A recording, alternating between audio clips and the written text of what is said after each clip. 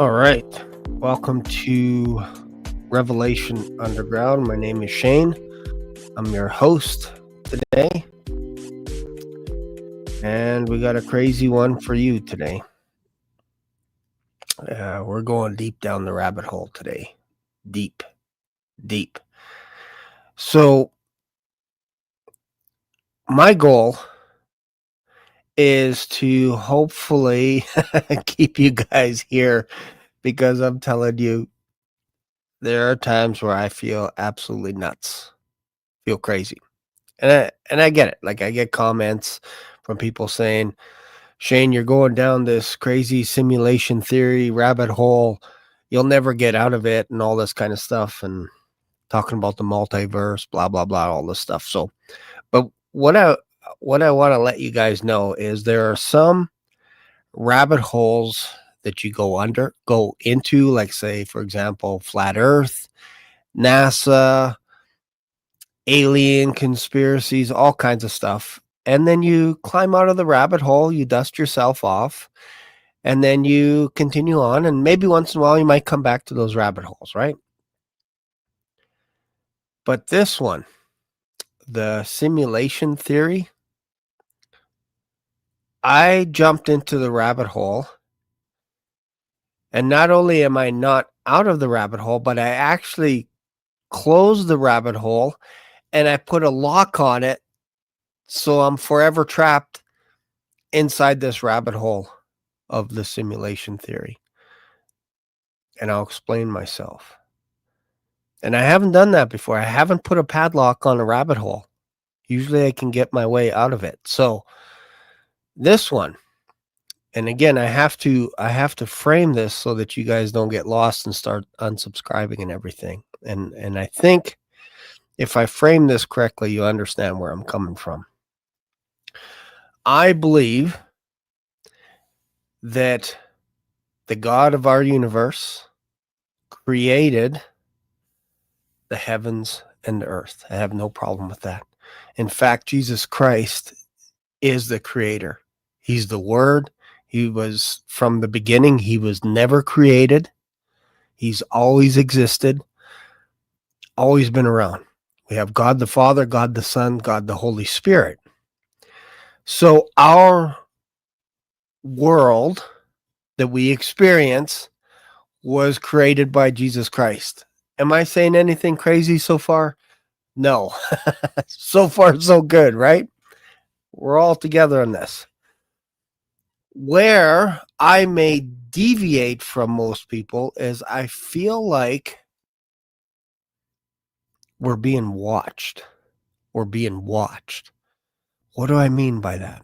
I mean, there are people, angels, entities that are observing us today.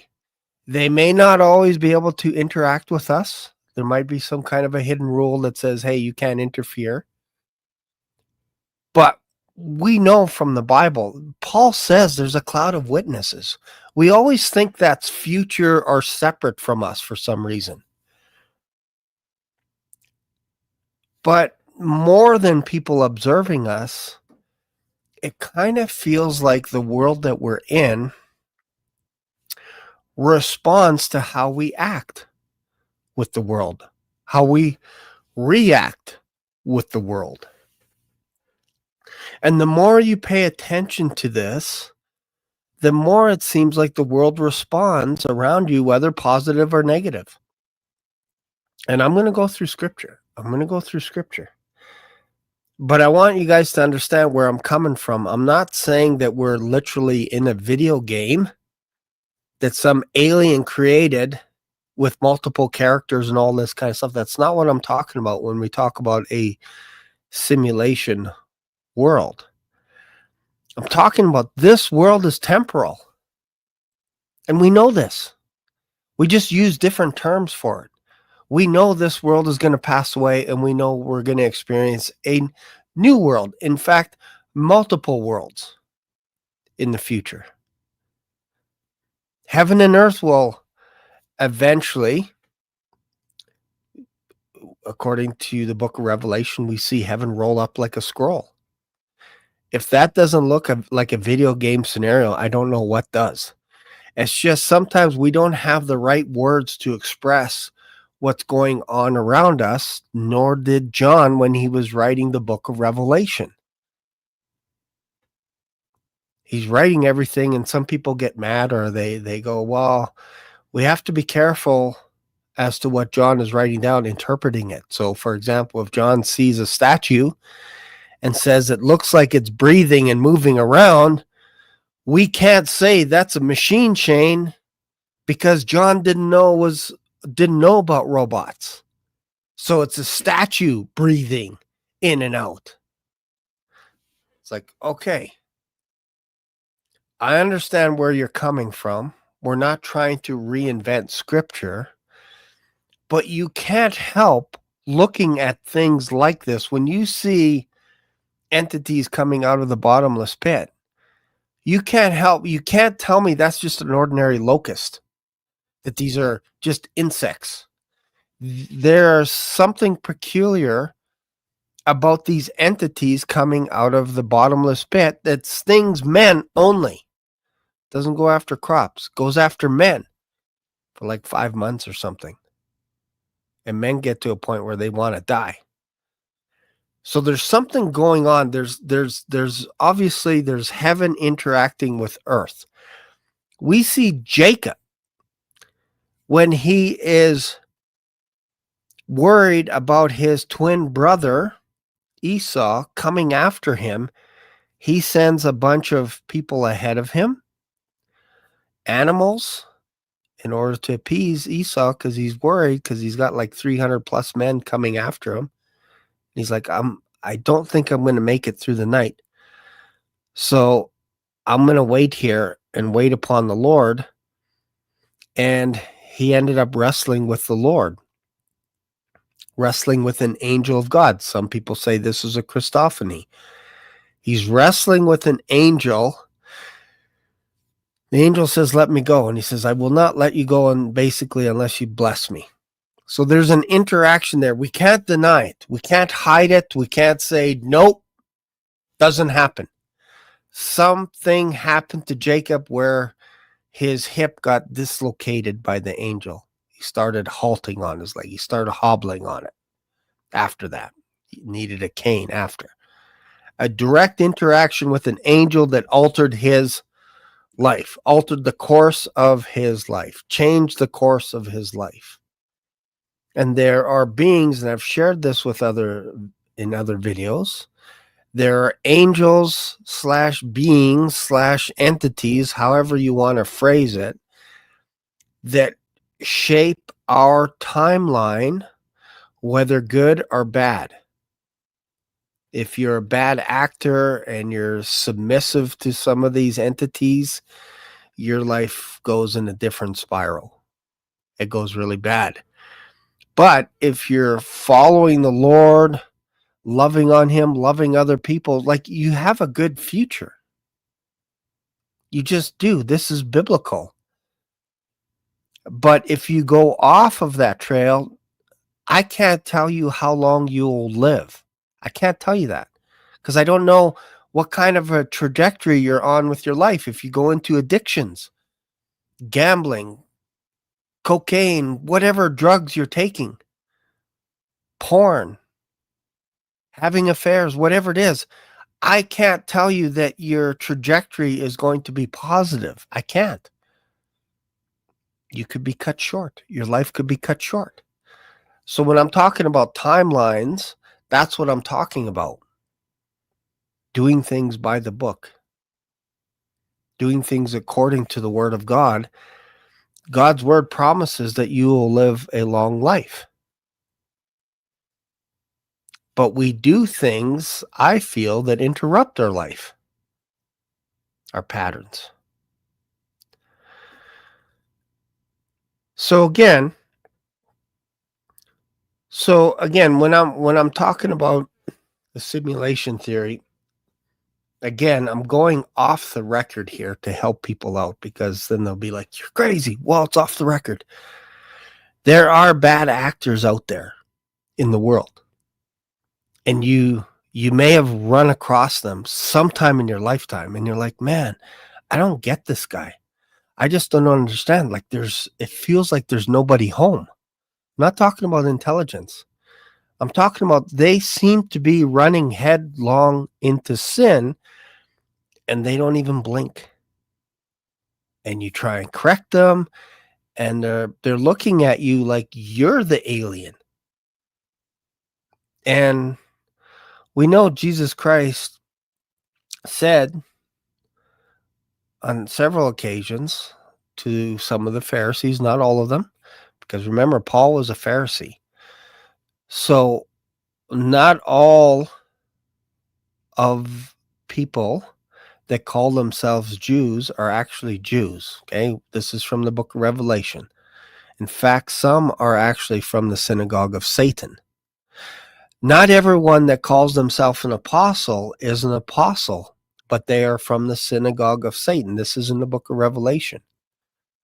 So that alone tells me that there are people that can call themselves Christian, but they're not. They're actually from the synagogue of Satan. They're bad actors. I would call them, in some ways, NPCs, non-player characters, as in they're not like you or me. We love Jesus Christ. We make mistakes. We get back on our horse. We keep going. We feel things. We're like, oh man, I just want to get to know the Lord a little bit better. But it feels, again, that there are vessels that are just empty vessels.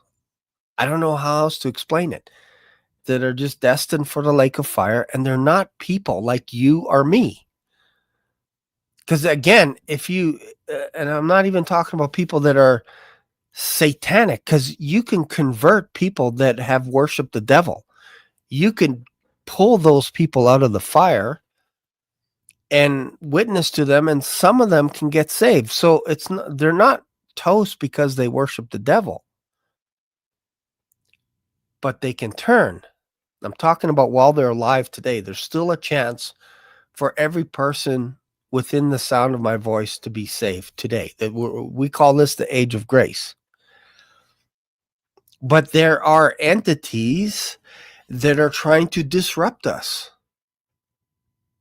And if you're not constantly in his word to root yourself, you're going to get just slapped around on a daily basis. And you're going to be like, why does all this bad stuff happen to me? Why? We're not talking about persecution here. We're talking about just weird things. And there's something, it's almost like an observation mechanism that's in place on our planet that it feels like once we observe something, it gets activated, almost like a video game. They call it the observer effect. Once you pay attention to it, things start happening. I'll give you an example. And we feel this, I think, subconsciously already. There's something weird about our phones, our cameras. If you pick up a camera and you go into a mall and you hold your camera and you start recording and you just go around 360 degrees and people are walking by you, they're going to act different once they see the camera. They don't see the camera, they don't act different.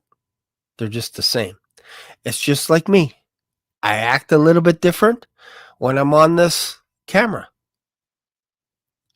And you people are watching me right now. This is a live show. You're watching me right now live. So obviously, when I say I feel like people are watching me, obviously people are watching me live. But there's something weird that happens. Go try this as an experiment today. If you're not comfortable holding up the camera to record people, pretend, just hold up your hand. Even if you're driving, put your hand against the window or whatever it is as you're driving down the road, down the highway, put your hand like this. You don't feel anything. But the second you hit record on your phone, it feels like you're documenting life. And once you start doing that, it feels like people are noticing what you're doing in your vehicle. You could be just walking and then just randomly you're like, "Oh man, I just want to film this. Oh, there's people coming. I got to stop." Like we're aware all of a sudden that it's almost like an interference with our cameras. And people act and they react differently to your phone. As we record history, people act different in front of a camera. It's uncanny. It really is. I don't know what that is. Can't quite figure it out. But I think my audience would agree that people just act a little weird. They get crazy, whatever it is. Even when you take a selfie of yourself, you start acting a little bit weird in front of the camera. So, again, when you start talking about the simulation theory, people get all crazy. Like they get all nuts. They go, no, no, everything we feel is real. But if you come at it from a scientific perspective, we know that every single object on this planet, when you break it down, it's information.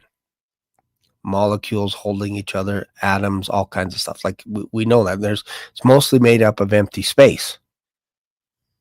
But because we feel it, we think it's real. We think it's real. But what's funny is when you wake up in the morning, if you're like me, you don't know what day of the week it is until you start recalling stuff. And you're like, oh, yeah, okay, this is what I have to do today. But yesterday is kind of foggy. And the day before and last week, a month ago, I think if we did a poll, most people can't remember what they did last week. They'd have to really sit down and go, unless something spectacular happened, most people would forget what happened last week.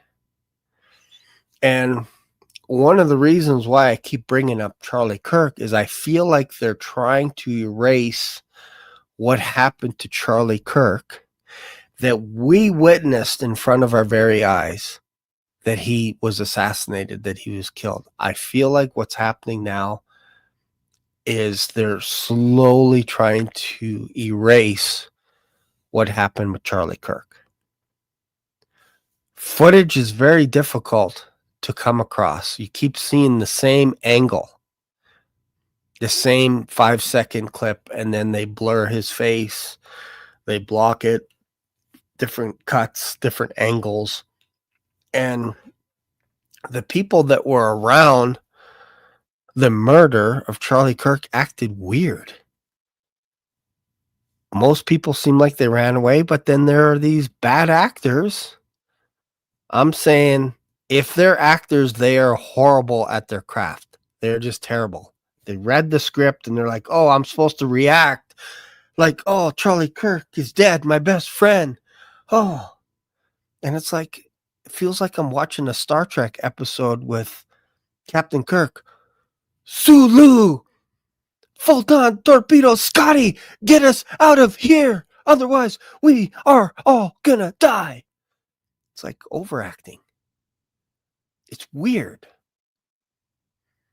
And I think the more time moves away from what actually happened on that day, when you try and go back to watch the footage, it's going to get doctored and it's going to get altered. And then we're going to be like,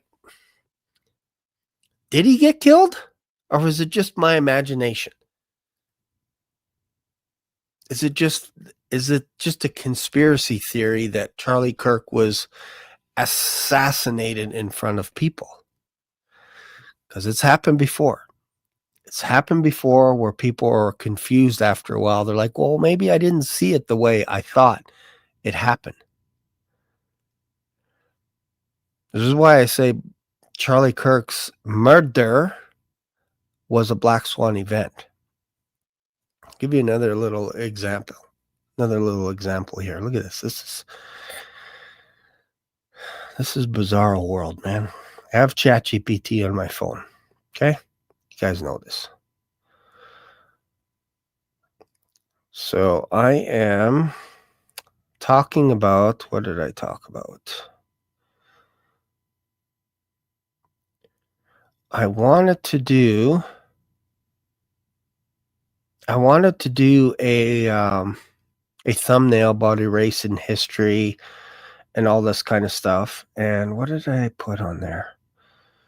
Oh, I was talking about the fact that after Charlie Kirk got murdered, 3 days later, they were paving the area. And I don't know if you guys heard this, but it wasn't frontline news. But those of us that were paying attention to watching videos on Charlie Kirk afterwards noticed that 3 days later, they were paving over the place that he got murdered. It's almost like they were trying to erase the crime scene. And so I was talking about that, trying to figure out when that was and trying to create a thumbnail for the show using kind of a time travel metaphor that they're slowly trying to erase history or whatever. And then what did it say here? It says so ChatGPT said, do you want a spiritual commentary on erasing past, erasing truth, rewriting history? I'm like, no, I just meant a real life crew that paved the entire place where Charlie Kirk was killed. And then ChatGPT said, let me pause everything and speak completely clearly. No sci-fi, no metaphor, no analogy. Charlie Kirk is not dead. That's what ChatGPT said. Right here, I don't know if you can see that. Charlie Kirk is not dead. That's what ChatGPT said. And I'm like, this is kind of bizarre. There is no confirmed report, no police bulletin, no public announcement. Remember, ChatGPT gathers information from the internet, right? Or so we're told. No public announcement, no news, no law enforcement record, and no credible source saying he was killed, and definitely no real world paving crew covering up a murder site. This did not happen in real life. Not yesterday, not secretly, not publicly, not anywhere. Almost like I'm the conspiracy guy now for suggesting that Charlie Kirk was killed.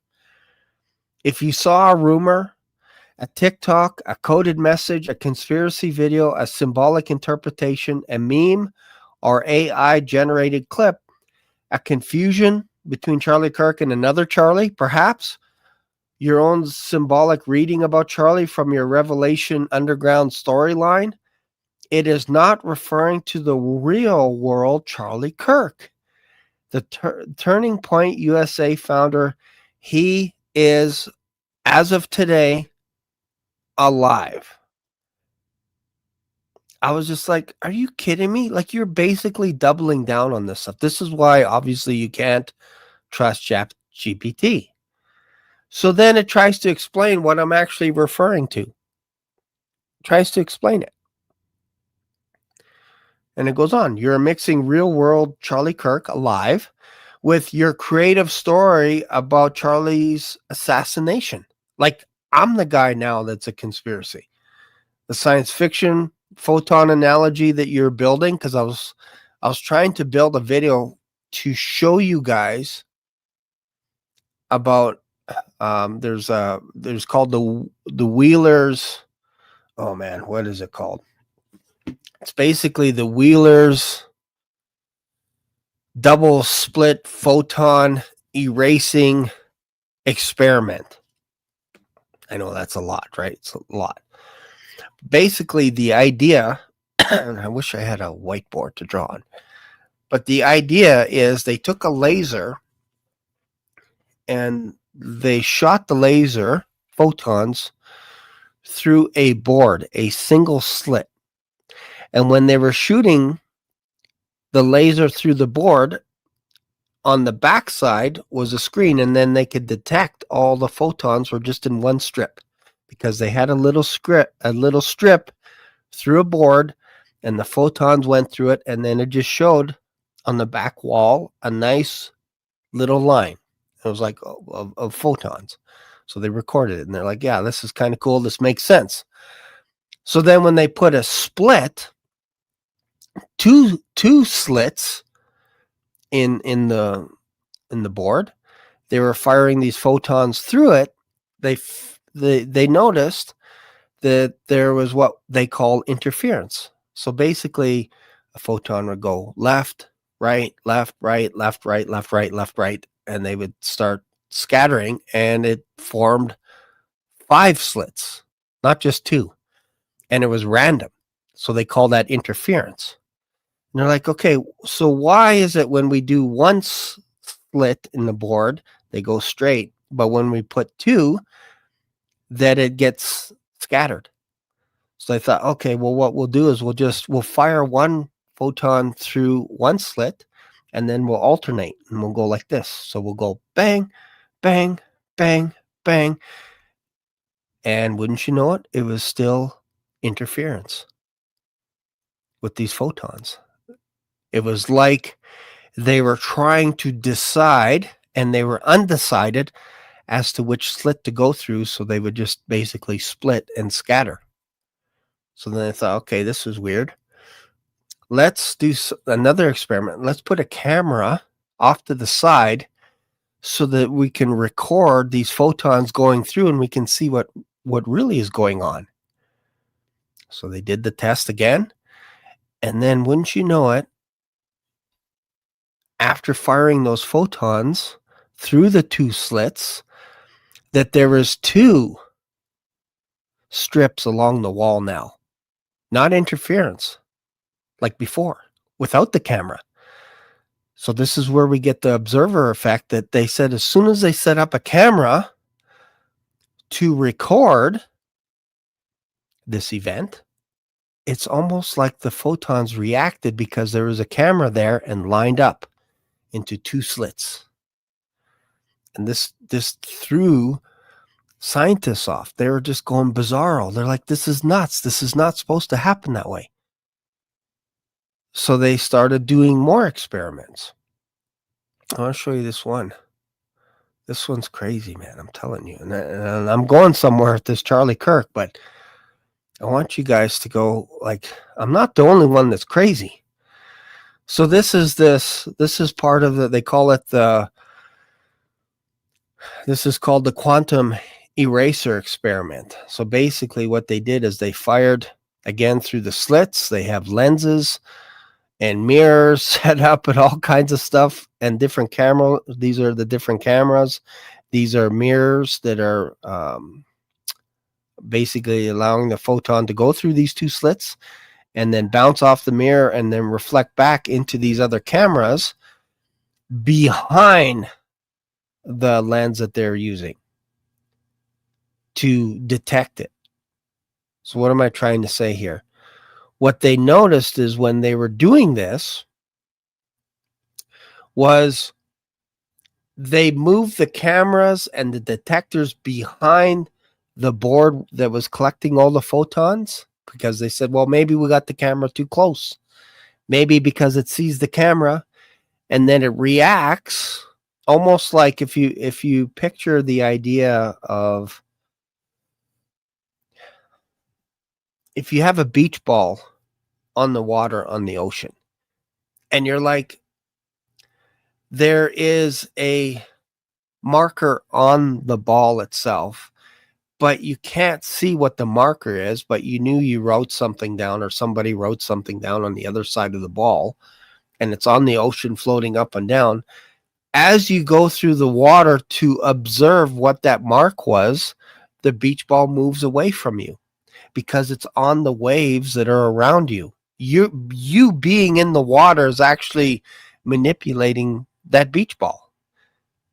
So you have to push the water away and you get closer, and then you can actually see it, but you're actually interfering. So these scientists thought, well, maybe the camera is too close, it's interfering. So what they did is they took the camera and they put it behind the wall that was collecting the photons, and they found something interesting, that it actually lined up again through the 2 slits, almost like the decision was made in the future. to manipulate the past. And I know this gets crazy down this rabbit hole, but the easiest way, like if I dumb this down, not that you guys are dumb, but in order for me to understand it myself, I have to sometimes dumb it down. Let's pretend we are cavemen. We go to the wall. Not that I believe that we evolved from cavemen, but I'm making this real simple.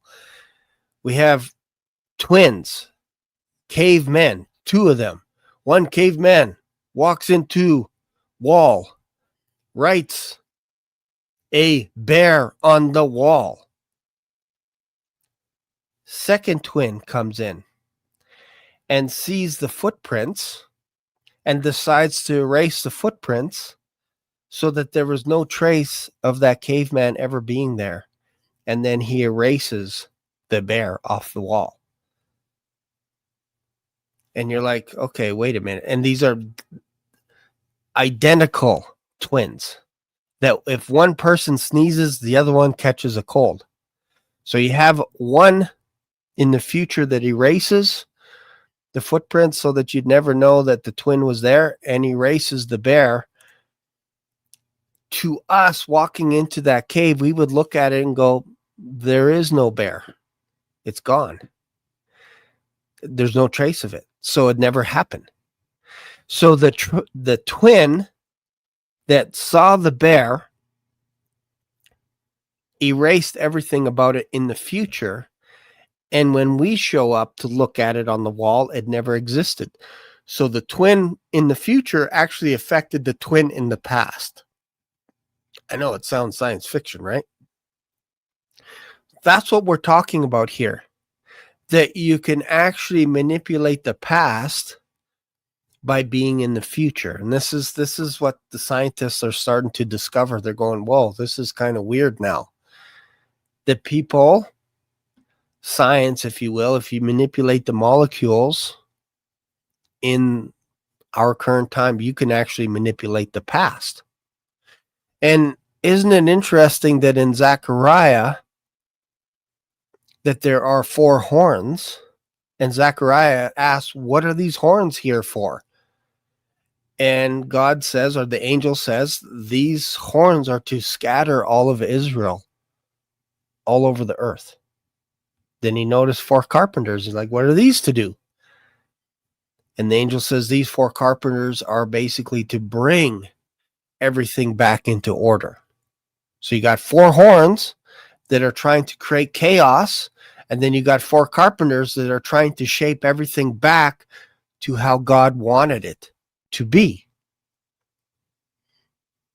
And that's why I say, like, I feel like something is going on with Charlie Kirk, that they're trying to erase what actually happened to him and make us look like we're crazy. And we're documenting this stuff because you almost wouldn't believe it if you were just to show up at that university and look around and go, Charlie Kirk was never here.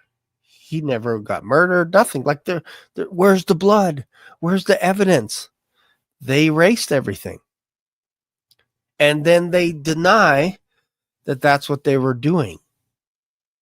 Look at this. Let's see here. Let me show you this video here. Let's go here. I'm telling you, this is crazy, man. So this is a video. This is the Jimmy Dore show. It's only like 9 minutes, so we'll watch it. Watch it. The university lied about paving over Charlie Kirk's assassination site. So we're just going to watch. Now we have these text messages that reveal. Let's go. You think this would be the top story on every news show? Hey, they paved over this thing, and now we find out. First of all, the paving over 3 days after should have been top story. It wasn't even covered. And the fact that now we have these text messages that reveal that they were asking the construction people to shut up. Hey, do you got construction people who know how to shut up? What? And then they lied. So they lied, said, no, this was in the plans all along. Well, if it was. So right. more really suspicious news coming out of the university where Utah University, where Charlie Kirk was assassinated. Turns out that they wanted so you know how they paved over the crime scene where he was assassinated? They literally paved over it. They scrubbed it, and then they, on the walls and the ceiling, they re-stuccoed it. This has really happened. This happened. That's happened immediately. So what they're doing is tampering with a crime scene. And they're trying to cover up something. That's why you would do that. The crime scene should be preserved. Usually you preserve a crime scene so that investigators, maybe the defense counsel's investigators, can go back and look at it so they can prepare a defense. Well, they've covered over it. They've covered over the crime scene. So there's no investigation to be done there. Workers, this is from Reuters. Workers installed pavers after fatal shooting of Trump ally Charlie Kirk. So that's from September 15th. That's how fast they did it. So he was assassinated on the 10th, September 10th. On the 15th, they already had it paved over. Yeah, so this is, again, like if we're talking about the Mandela effect, and it's close to that. The Mandela effect, basically the idea is that people, let's just pretend you have two instances. Like Nelson Mandela died in prison, and you'll get people that say, yes, 100%. To me, that's exactly what happened. And then you'll get people that'll say, no, he was in a parade. He actually became the president of South Africa and everything. So this, when we talk about the Nelson or the Mandela effect, that's what we're talking about, is people are so convinced that something happened, and to the other portion of the population, they're like, you're crazy. That never happened. And yet they believe it happened. So I can't explain why thousands of people think Nelson Mandela died in prison. I can't explain that. Nor can I explain why people say that, yes, he was the South African president. Like, I would lean on that side because that's my experience, that he became the president of South Africa. But I can't explain why there's so many people. Like, you could try to, but I can't go into their shoes and go, oh, okay, this makes sense. This is why you believe that. So that's kind of where that idea came from. But people were saying, well, it's maybe we're talking about parallel worlds. And that's not what I'm talking about when I'm talking about a simulation. I'm not talking about multiple worlds, like I make a decision and then I'm in another world living out that life. That's a great science fiction concept and all this, but I think there's something going on with the idea that in our time frame, things get changed around us, and sometimes we're just not aware of it. We're not aware of it, and once we start paying attention to it, it feels like things start lining up, whether good or bad, once we put our focus on it. And it's weird. I've seen it. I've seen it happen. I'm not talking about The Secret. I'm not talking about all this other garbage ideas, but some of them are probably based on some truth. You know, obviously, if you're an athlete, if you focus on something long enough, you're going to get really good at it. Malcolm Gladwell talks about it in, I think it's Outliers, that if you spend 10,000 hours on something, you're going to get really good at it, or you're going to learn that you're not good at it. But it comes with experience. So again, that's not what I'm talking about. I'm talking about events like when you wake up in the morning, you go over to your coffee pot and you're like, this doesn't seem to be the same coffee pot as what I bought last year. I could have swore. And then you mention it to your wife and you're like, and she's like, honey, don't you remember? We replaced that coffee pot 4 years ago or whatever it is. And you're like, that was 4 years ago. So it's little things like that that happen. And we just kind of, whatever, nonchalantly, right? I've seen bizarre things. And I think once you pay attention to it, you start to see more of it. And I've been telling people, write this stuff down. Just take a little journal, just write. And they're not necessarily glitches, but it's almost like what's happening around you is aware that you're aware of your surroundings. That's what it feels like. Look at this. I'll go back to this video. I know I'm kind of bouncing a little bit.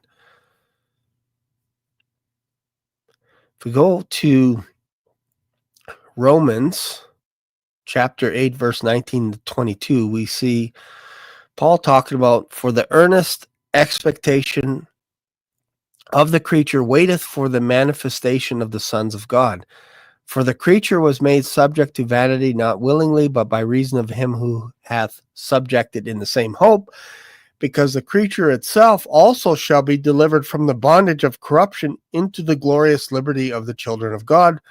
For we know that the whole creation groaneth and travaileth in pain together until now. And when you just read that at a surface level, you're like, yeah, okay, that's just Paul talking about, the earth is waiting for Christians to manifest themselves. But when you look at it from an observer point of view, it feels like all of God's creation is groaning for the manifestation of Christians to show who they are and their potential and everything. That there's something going on. Like if you go all the way back to Genesis, Cain murders Abel with no witnesses. Nobody was around. And yet his blood cried out from the ground. Jesus said that, I think somebody was telling children to shut up, be quiet, because they were praising God. And Jesus said, if they don't cry out, these stones will cry out. And there's instances after instances in the Old Testament talking about using stones as a monument, as a witness to what was going on. Almost like, again, like creation is recording what's happening around it. You talk about trees, plants, animals, everything is recording how we treat creation. This is probably why we don't torture animals. We don't make them suffer. If you have a cat, a dog, you'll know what I mean. Like we baby these things. We treat creation with respect. Because again, you can't help but feel we're being recorded right now. Everything that we do, we're being held accountable by every word that we speak, that we say. How can you be accountable to something without a recording device? Otherwise, it'll be he said, she said. But unless you can record through God's creation how we interact with each other, how we treat each other, you'd never know.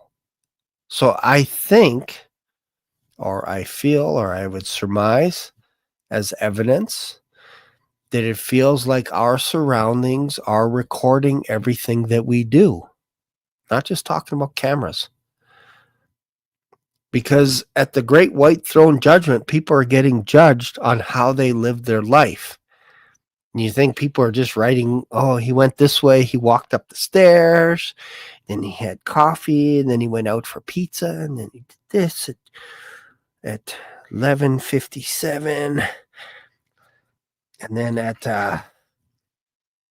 11:58, he went outside and then washed the car.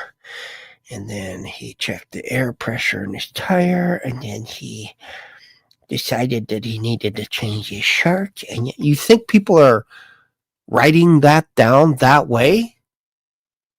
It would make more logical sense if we create recorders, that God has a universal recorder recording all throughout time, right from the Garden of Eden all the way to the end of the book of Revelation. There's something to it. And if you don't think you're being recorded, go do whatever you think you want to do and see what happens. I'm telling you, this world reacts to how you are. It's bizarre. And if you think about becoming a Christian and you get baptized, water baptized, it's like when you pop your head up out of the water, it's like you've entered into a new world, a new video game that now the NPCs are changed now. It's almost like if you go back to Pac-Man, when he eats the pellet, these ghosts change from colored ghosts to blue, and then now you can go after them and you could eat all the ghosts. It's weird, right? That's actually an interesting video game when you think about it. So I promise you, once you become a Christian, there's no going back. You can't unchange it. You can't say Christ didn't die for me. You can't manipulate time that way. I believe that is a chapter that is universal, and you can't go back beyond that. Jesus Christ died once. What's interesting is Paul said he died before the foundation of the earth. That should trip you up right there. Talking about simulation and all this kind of stuff. Jesus Christ saying, I'm only doing what I see my Father do. Wait, what? What? What? So when you talk about becoming a Christian after you get baptized with water, you're a marked man. I'm not saying baptism saves you. I'm just saying you're marked now. Meaning, try going back to work the next day after you get baptized, after you get saved and you get dunked, and then you show up for work the next day. You're like, you know what? Give me a smoke, bro. And they're like, smoke? I thought you went to church yesterday. Yeah, I did, but I didn't get anything out of it. And you lie. And like, yeah, no, something's different about you, bro. I don't know what it is. Nope, nothing's different. Let's go out drinking. Let's party. And you're like, they're looking at you like, you're not coming with us, bro. You're a Christian now. You can't come with us. And that's when you realize the world changed. Instantaneously, you're not of this world anymore. You can't. Even if you wanted to go back, you've been red-pilled. As soon as you become a Christian, you've been red-pilled. I think more people need to tell people about this before they get saved. Like, look, I'm going to present the gospel to you. But once you accept what Jesus Christ has done for you, there's no going back. So you could take the blue pill and go back to Kansas or go back to La La Land and go to sleep. No harm, no foul. But if you take the red pill and become a Christian, the whole world opens up before you. All of a sudden, you start seeing crazy stuff going on. And it sounds conspiracy, and it sounds like you're crazy, but then when you look around, you're like, man, it feels like the higher up you go, these guys are reading the same script. And it's not for you. It's against you. And they're pouring millions and billions of dollars into artificial intelligence so that you could wake up in the morning and go, Jesus, can you tell me what to do today? Should I go to church or should I not go to church? And they're praying to these apps that are pretending to be Jesus Christ.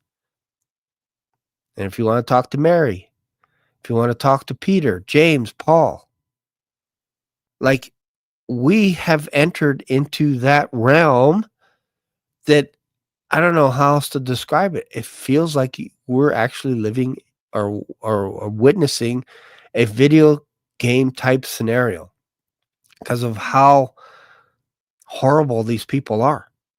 And they're like, it's like a video game. They're like, are you serious? You just did that and you don't even blink. It's like, you are definitely an NPC. There's no way around that. That's an NPC move. That's something an NPC would do.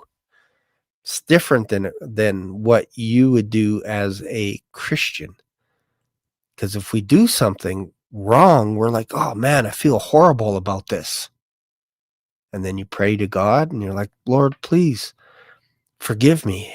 Help me not to do that again tomorrow. Help me to be a better husband. Help me to be a better worker, a better employee, a better boss. Help me to treat people with kindness. That's what Christians do or supposed to do. But if you're an NPC, you got to ask yourself, you got to look in the mirror. Am I an NPC? Am I? Because I'm doing some crazy things and it doesn't bother me. It doesn't bother me to sin constantly. And I don't even feel remorseful. I just like, man, yeah, bring it. It's weird. It's weird. And there are people like this. I'm telling you. I've ran into them. They don't even blink. It's just like, what is going on? And when you think about, again, back to the video game scenario, when you read the book of Revelation, you can't help but look at this like there's amazing characters in there. We see two witnesses breathing fire out, calling plagues upon the earth as often as they want to, and anyone that tries to hurt them will be destroyed by these plagues and fire that comes out of their mouth. It's bizarre, right? And really, when you think about augmented reality, which is where they're trying to push us, they're trying to push us in the direction of augmented reality, because virtual reality didn't work. That was like a huge failure. But augmented reality, if you don't know what that is, it's basically you can actually interact with objects in your current environment. You just need to put on a pair of glasses and all of a sudden you can pull up a coffee cup, or you can pull up a movie. Maybe you could do a virtual call with someone else, whatever it is. But you actually can almost virtually move objects in front of you, tables, chairs, furniture, whatever it is, construct buildings, whatever, while you're walking around in your real environment. And this is the direction that they're pushing it, almost to make it look like that you're living in a video game, so that when you see these two witnesses showing up breathing fire, you're going to be like, wow, is there something wrong with my headgear? Because that feels too much like a video game. And meanwhile, army guys are getting killed. They're trying to attack the two witnesses in Jerusalem, and you get more news footage coming in, earthquakes and all kinds of stuff. And it's like you get to a point where you don't know what's actually real and what isn't. You don't know if you're dreaming or not dreaming. That's the direction that we're going in. And if you've ever studied anything about lucid dreams, which I have, one of the basic rules in a lucid dream, if you're doing lucid dreaming, is, and that a lucid dream is basically you wake up in your dream and you can actually build things in your dream while you're asleep. You can build swimming pools, you can build buildings. I've heard of people building an entire house in their dream, and then when they wake up, they're like, oh, eureka, I got an idea for how to build my home properly. And they'll just go and do it. But they've been dreaming about it all night long, and they built the home. They were there for years building a home and interacting, and they're aware that they were dreaming. Some of these people live lives in their dream. But one of the rules for lucid dreaming is you don't kill people in your dreams. You don't do it. You don't have sexual escapades with people that you know. So if you have a crush with someone that's a wife or a husband of someone that's close to you, and you fantasize about them in your dream to a point where you can actually control the dream, you're not supposed to do that because it's too real. And you won't know in real life if you're dreaming or not dreaming. This is why you don't kill people. You don't torture animals in your dream. You don't do that stuff because it blurs your reality. After a while, you're like, I don't know if I'm actually dreaming or not dreaming. That's what happens to people. That's how real lucid dreaming gets for people. They're not aware that they're awake or not awake. They start to see everything as a dream. And it does, and one of the secrets to know that you're in a dream is you before you dream, you practice knocking on physical objects in the real world like this. You make sure everything is solid. Okay, cool. So when you're in your dream and you're in your studio, one of the tests that you can do to see if you're in a dream is you knock on the desk that you have. And I did this one time. I was on my wife's farm. I had a dream. I wasn't planning on having a dream about the farm. I just ended up in the farm, and all the family members were all around watching TV and stuff. And I can go down the hall. I can interact with people. And I thought, oh, I feel like I'm awake right now. So I went over to the kitchen table and I went to knock on it. And I put my hand through the table. And I was like, oh, I'm awake. I am actually aware. And these people don't know that I'm actually dreaming, but I'm aware that I'm dreaming. So then I thought, I wonder if I can go through the walls. And I went right through the walls and went out into the farm. And I was looking around, floating around, and I'm like, I wonder if I can fly. It's the first thing I thought. And I started to go about treetop level. And then because I forgot that I'm scared of heights, I woke up. But I tell you, that dream felt amazing. When you're aware that you're awake in your dream, it's actually quite cool. It's actually cool because you can actually interact with objects around you. You can move things around. You can change your oil in your car, whatever it is. And I've heard countless stories of people doing this stuff. But you're not supposed to do wicked things in your dream. Isn't that weird? People would say that because you may end up doing that in real life. So you have to be careful. And then you could wake up and you're like, man, I don't know if I just actually killed a cat or if it happened or didn't happen or whatever. It can be disturbing, right? Anyways, actually, my daughter actually had a dream. When was it? About a week ago. She said, I had a dream. And she said she knew she was dreaming, but she had a chip in her right hand and it was sticking out, a microchip. And she's a believer. She's a Christian. And what tends to happen is when people share dreams, people tell them, that's not what you had. That's not the dream that you had. You didn't have that dream. This is what she said. And she said it was bizarre because she's like, I'm a Christian. And I had a dream and it felt so real that I had this chip in my right hand and it was thick. It was thick and it was sticking out and everything. I'm like, oh, that's kind of interesting. It has to mean something. I believe dreams mean something. You just need to interpret it properly and all this stuff. It doesn't mean that you're going down that road to get chipped. But I find it interesting that she had that and it felt pretty real to her. It's interesting, right?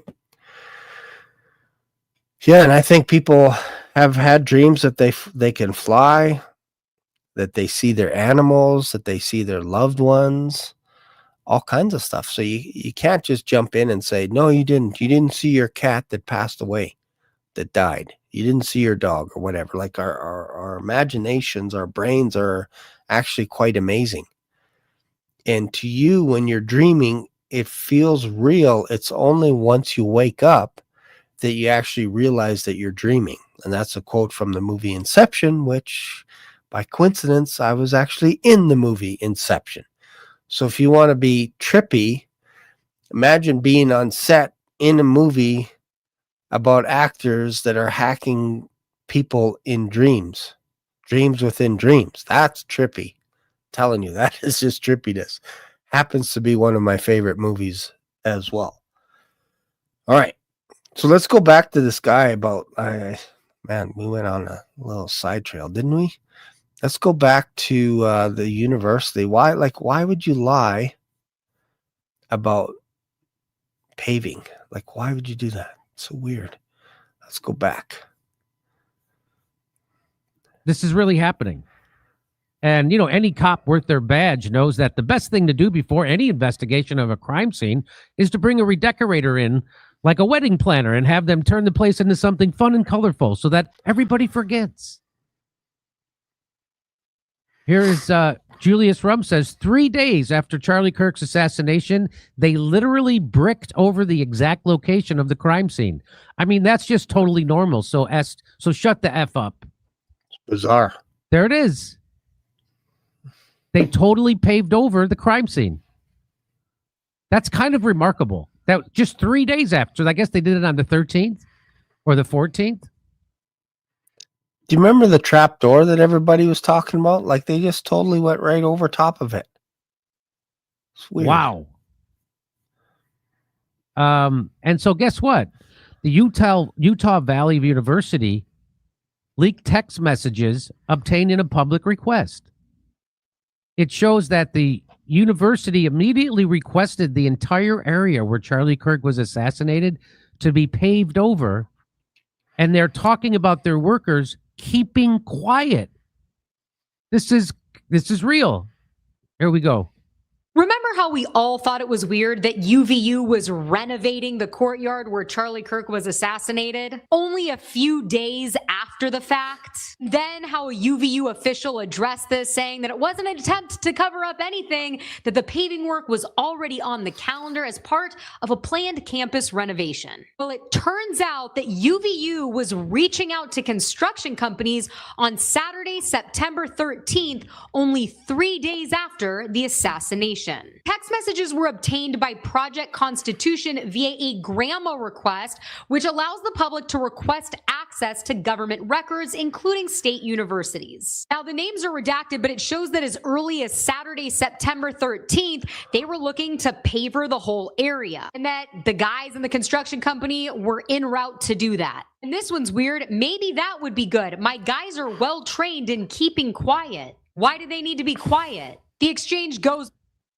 It's bizarre. My guys are well trained. Is this a construction company saying my guys are well trained in keeping quiet?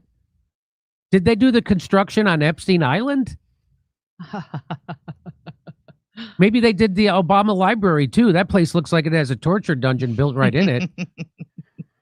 I would think twice if I was in construction. Okay, let's go to stop this for a sec. So I think if we focus on the idea again that we're in a simulation,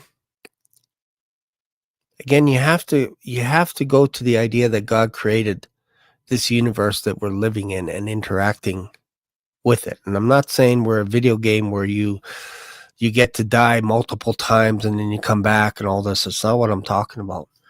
If you think about, like, just asking a simple question. When John was writing the book of Revelation, when did he write it? Did he write it in our past, or did John write it in the future, our future? It's a simple question, right? Because we're reading the book of Revelation, we're reading the Old Testament from the past, because it happened. But when you get to the book of Revelation, you see John interacting with an angel that had the seventh bowl of wrath that he threw down to heaven, down to earth. And John is interacting from 2,000 years ago. He's interacting with an angel that just finished the seventh bowl. So you have 7 seals 7 trumpets, 7 bowls, and then the angel is told to show John New Jerusalem, and he's supposed to measure it and all kinds of stuff, and then he goes to bow down to worship, and the angel says, don't do it. I'm like you. Don't do it. So whoever this person is, I have my thoughts, my guesses as to who that is, but let's just take it at a surface level. You can't get away from the idea that John is interacting with an angel in the future. And he's interacting with him after the 7th bowl was executed upon the earth. Basically, you could say after earth was decimated, after the millennium kingdom, after 1,000 years, after the devil was tossed in the lake of fire, where the false prophet and the Antichrist have been for 1,000 years. John is interacting with an angel after all that stuff happened 2,000 years ago. So what do you think is going on? That's what I mean. And don't forget, all of this stuff was written before time began, before Genesis chapter 1. Christ died before the foundation of the earth. And if God's word is eternal, and it was written before man showed up, usually a really good author worth his salt will write the ending first and then go back and figure out how to get to the end. And I believe God the Father, God the Son, God the Holy Spirit got together and wrote a fantastic book that we call the Bible. And Moses wrote about Jesus. Abraham saw Jesus. And Jesus was talking about this 2,000 years ago in our past. And Abraham saw Jesus in his future. Like, I'm telling you guys, if this isn't a simulation, I don't know what is. There's probably a reason why we can't explore out into space. And instead, what we do is we make up stories, we make up lies that we've been to the moon. It's baloney. It's a baloney sandwich. It's a double-layered, triple-layered baloney sandwich that they're trying to feed us. It's a lie. Just like the farthest you can go into the earth is like 6-7 miles. I remember going to an engineering class, or not an engineering class. What was it called?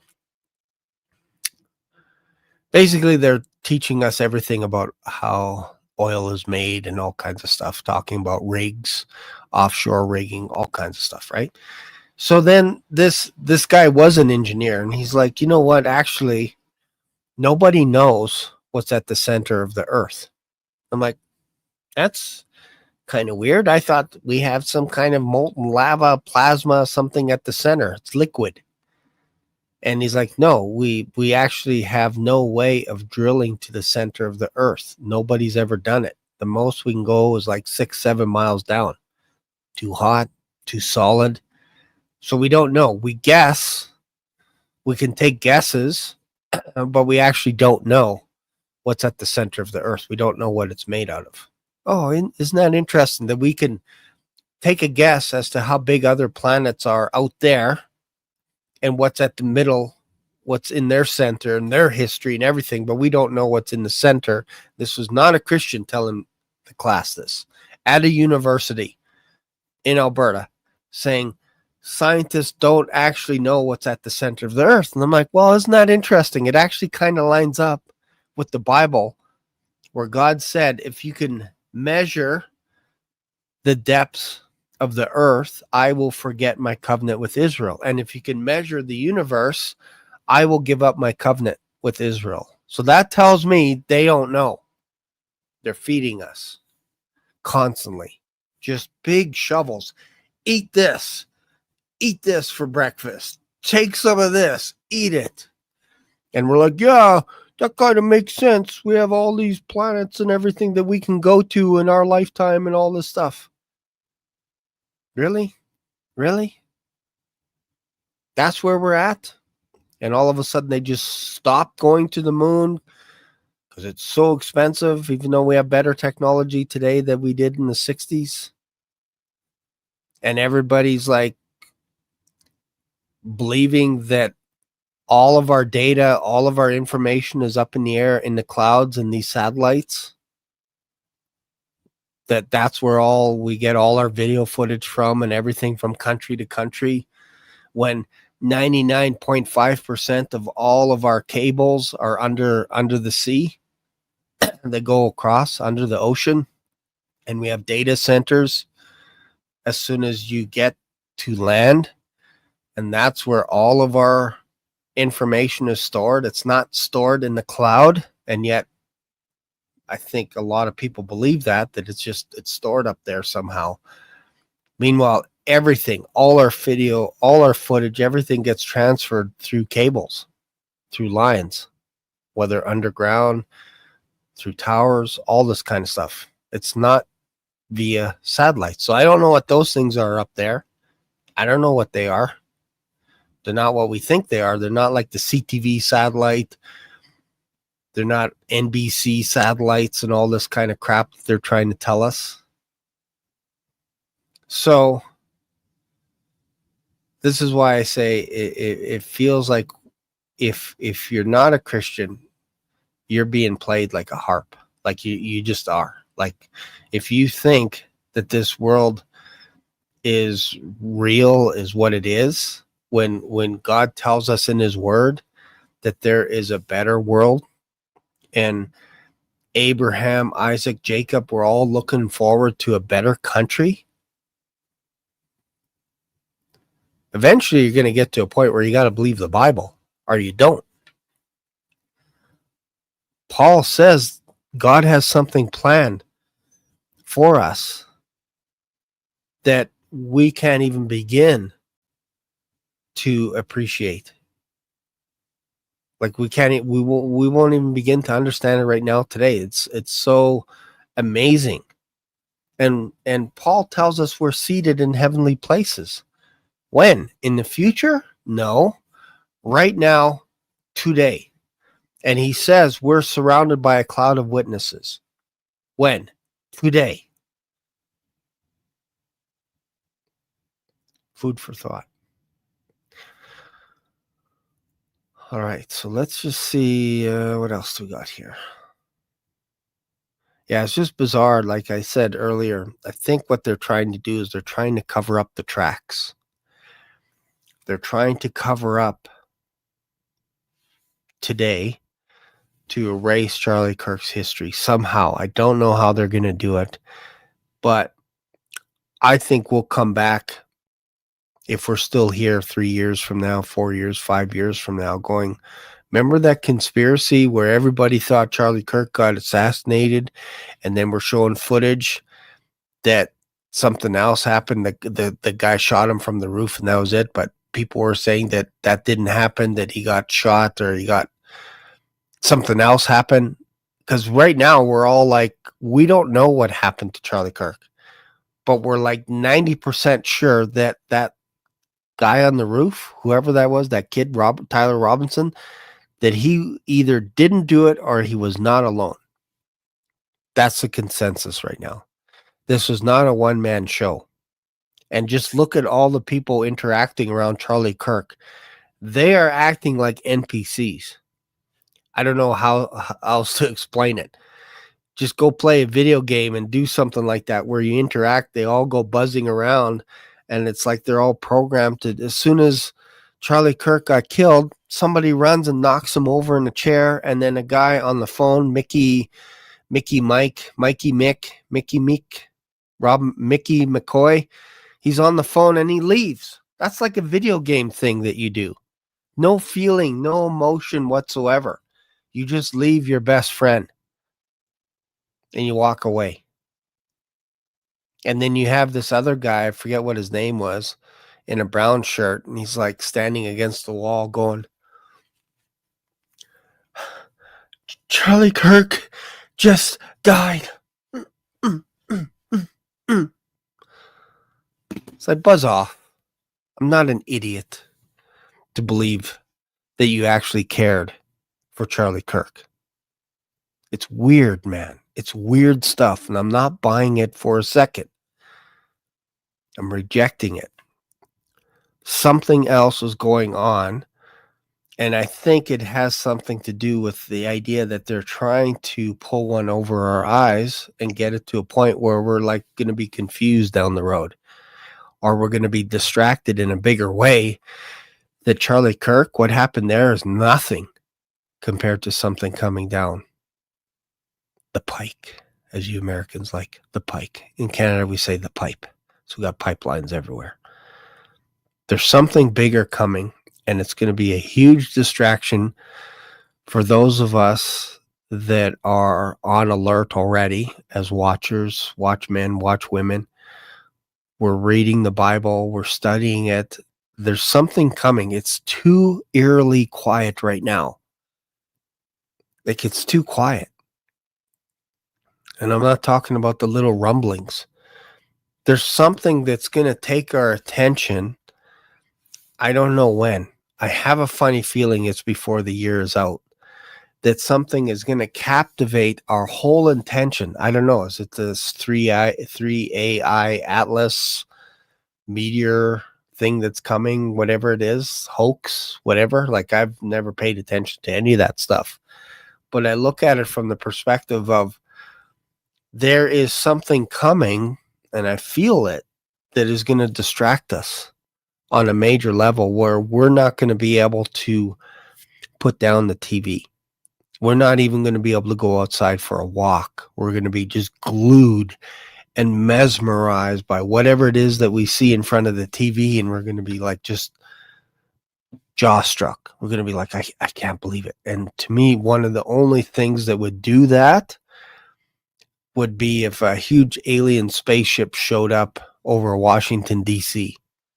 I'm telling you, not one person will turn off their TV. There'll be streamers, people creating YouTube content, Instagram content, flooding to Washington to go see whatever it is. I feel like there's something there that is going to be distracting, and I have, and this is me off the record, it wouldn't surprise me with something to do with giants or Nephilim. Some big reveal that, hey, these aliens just landed. Look at them. They're like 15 feet tall and they come in peace, and we're to interact with them or something. I don't know. Because if you think about it, Jesus said it'll be like the days of Noah. Well, what happened in the days of Noah? Well, they had giants in the days of Noah. They had angels coming down, interacting with women, with people. All kinds of stuff. You had violence like you wouldn't believe. So in order to get to that, you have to have something that happens that consumes the whole world. And I don't know what it is. I can only predict, as a Black Swan guy, because I talk a lot about Black Swan events. The thing about a Black Swan event is you can't predict when they happen. Just like the rapture, you can't predict when it's going to happen. But I'm telling you, something is coming. It feels like it. You could feel it. And I don't know what it is. I feel the biggest thing that I could say is it feels like it's a big distraction and it's not real. That's where I'm leaning. I'm not talking about Russia landing in Canada and invading Canada, or China going after Russia or whatever. I feel like there's something that to Christians we're going to be like, this is just bizarro world. but it's going to be such a distraction that people will be coming up to you. Did you see it? Did you see it? Did you watch it? We're watching it. We're getting together with our family tonight, and we're just going to watch it, whatever it is. And we're just going to stare at the screen. And I'm telling you, if you're not in the Word, you're going to get pulled in like gravity. You're going to get sucked right in, and you're going to be like, man, I have my TV on for 24 hours straight, and I never read the Word for 1 minute today. That's what I feel is coming. A great deluge is going to come, and it's going to get some of the best of us distracted. So what's the counter to that? Well, I think even after this show, I think it wouldn't hurt to just open up scripture and then continue reading. If you've already read this morning, that's fantastic. But stay grounded. I would encourage you to read the entire book of Revelation. Read it. There's a blessing in reading the entire book. I try to read it at least once a week. There's something special about it. Keeps you grounded as well. So thank you guys for watching. Appreciate you guys a lot. And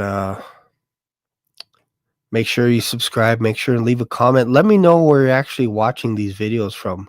I really appreciate it. Let me know what country, what state you're in. If you're in my province in Alberta, let me know that as well. Who knows? Maybe one day we'll do a Black Swan event somewhere in Alberta. Wouldn't that be fun to do an end times talk? That'd be pretty cool. And invite a bunch of people over. I think that'd be pretty fun. All right. Thank you guys. Appreciate you. See you in another video. Bye for now. Black Swan Revelations here on YouTube brought you today's mind-bending journey. Dive into the discussion, your comments, questions, prayer requests, and powerful testimonies of Jesus' love are what fueled this community. Did today's episode hit home? Smash that like button. New here? Subscribe and ring the notification bell so you never miss a live stream or a video upload. Thanks for being part of today's adventure. Catch you in the next video, or maybe even in the clouds. Stay curious, stay blessed.